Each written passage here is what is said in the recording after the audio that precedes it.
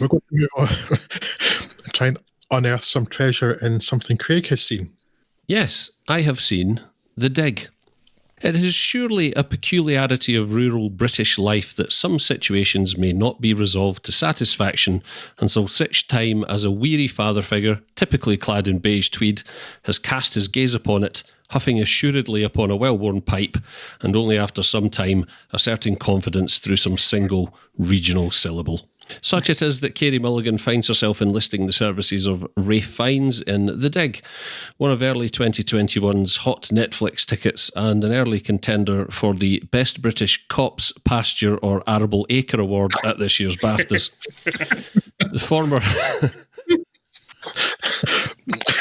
The former plays Edith Pretty, a naturally inquisitive landowner from Sutton Hoo, Suffolk, who in 1938 decided to tackle the mysterious burial mounds located on her land. In doing so, she enlisted the help of enthusiast archaeologist Basil Brown, Fiennes, and as this film would have it, so began a beautiful friendship which saw the pair take on the British historical establishment, armed with naught but a sense of discovery and some good old-fashioned elbow grease. Brown's hunch that the site is Anglo-Saxon rather than Viking turns out to be well-founded, and word of the Dig's historic cultural value soon spreads. As is to be expected of the early 20th century middle classes, the Ipswich Museum, nominally Brown's employer, and the British Museum, represented by eminent archaeologist Charles Phillips, portrayed here by Ken Stott's nose, profess their disdain at Edith's management of the site and attempt to assert their particular brand of bureaucracy upon what has become an excavation of national import. After all, the poor woman is clearly hysterical. Fwah, fwah, fwah, fwah, fwah. After much wrangling, demotion, jurisdictional assertion, humanistic appealing and smoking of pipes, a sidelined Brown is allowed to continue digging along with a cabal of somewhat more academic types, and Britain is rewarded with one of its most significant archaeological finds to date. Shame everyone was concerned with the onset of war, really. There's something reassuring about The Dig that I can't quite put my finger on. It's a proper mint humbug of a film that just wants to pour its audience a cup of tea and a good yarn without necessarily challenging them too much. However, it manages to avoid coming across as lazy or trite by virtue of some wonderfully committed performances, a decent script, and occasionally beautiful cinematography that all work to cement the feeling of time and place pretty well. Nothing about it's necessarily groundbreaking, but then nothing about it is particularly bad either. I was concerned at a point about half an hour to 45 minutes in that there was going to be some sort of awkward romantic entanglement between the leads, and while there are hints of repressed emotion here and there, the script wisely keeps their relationship firmly platonic. Duties of lust instead fall to Lily James as archaeological assistant Peggy, and Johnny Flynn's Rory Lomax, Edith's cousin whom she entrusts management of the Dig. And I think it benefits the movie on the whole to have this theme of buried emotions more evenly distributed throughout the fabric of the narrative. There are some other bits and bobs going on that don't really amount to as much as they might, such as the intent of director Simon Stone to keep things as low-key as possible, but they do serve to shoehorn in moments of mild tension and occasional levity, and as a result, The Dig is just... well, it's very difficult to dislike. I'm not sure the praise being heaped upon the movie from certain quarters is necessarily all that deserved. If this is a film that has something to say about the fleeting nature of time and how we tend to bury our feelings in the past, then it does so well operating at little more than a surface level. Still, as I say, it's a very difficult film to dislike, and it came along at a time when I was pretty much in the mood for just this kind of thing. I rate this film fine out of It's one of those kind of solid afternoon watches, isn't it? It's kind of cosy feeling in so many ways. Yeah. And I enjoyed my time with it. I thought it was well acted and well produced. I had heard a bit on a podcast from the BBC before about the incredible lengths they went to like make the ship, the bird ship, look like it had always been in the earth when they were recreating it. And I appreciate all that kind of technical craft. It is basically repressed emotion, the movie, though. To the point where it's like that kind of stereotype of particularly English people having like repressed emotions and stuff. Like, I think they took it a bit far in this film because it seems like that's all there is. But I mean, it's a fairly minor complaint I have with it. It just seems like they've gone a bit too heavy on that.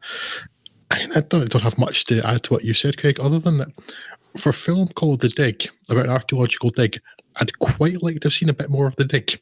Yeah. I mean, I'm not saying I wanted Tony Robinson and a bunch of people from Cornwall to pop on, and start going through it, but it's archaeology against the clock for some reason. and just like wild random speculation about what a tiny fragment of metal previously belonged to. It's probably a space alien. That's right. What that is there, right? This tiny piece of metal, a quarter the size of my fingernail, flat, featureless. That was clearly part of a ray gun, that was. But yeah, I would have liked to see more of the Dig. I really, really enjoyed Ralph Fiennes' performance too, because you know how Yes. it's entirely possible for him to completely chew the scenery. But it's actually, as with everybody else in this film, because everybody's so repressed in every way, but Yeah. it's quite low key in this. He's really reserved, isn't he? But in an enjoyable kind of way. Yeah, I really liked it. 'Cause, it's an anti-Ralph Fiennes performance. I mean, like Ralph Fiennes chewing the scenery can be great. What they say in Bruges. Yeah. And I never really liked him a lot, but his turn as M in the last couple of Bond films had actually made me like him a lot more. He reminded me a lot of Ted from The Fast Show. Yeah, we'll see. There's like for the first half of the film, and I've never even seen the Fast Show, and that's like that has still kind of entered public consciousness. But I was thinking that it's like different accent, but it's like basically the same character. I was like, this felt so like that. But I really liked him. I was kind of shocked at how old he looked, actually. I didn't expect that, but he was kind of the revelation, because I didn't expect this kind of really subtle performance from him. I know he's well regarded in other things, but I've never seen The English Patient and a lot of the other stuff he's really well known for. It's a long time since I saw The Constant Gardener. But I really, really enjoyed Ralph Fiennes. Carey Mulligan, she's likeable enough and weirdly believable as that middle-aged woman. She can do kind of younger and older, both of which we're going to cover in this film. Yeah, her transformation's really convincing, actually, isn't it? Yeah. Again, it's apart from wanting more of the art Sherlock College, the only thing I just get at the end of it, I was like, going somebody just show some bloody emotion. It's like it's too restrained. Like you're taking this whole kind of stiff upper lip and not showing your emotions thing way too far here, especially given that it's set with the country heading into war. And people should be just slightly more concerned about anything and everything. You don't think this was Stealth, the fifth Indiana Jones movie, do you? I didn't see one CGI gopher, so I'm hoping so. Oh dear. At no point did anyone get inside a fridge. This film is good. I enjoyed it. If I wanted to be particularly cantankerous, you could maybe talk about the historical inaccuracy of parts of it in a film which is actually about, digging up the past and all that kind of thing. So why are you tinkering with the characters of Peggy Prescott? Pretty. Pretty. No. Not her. The Lily James archaeologists.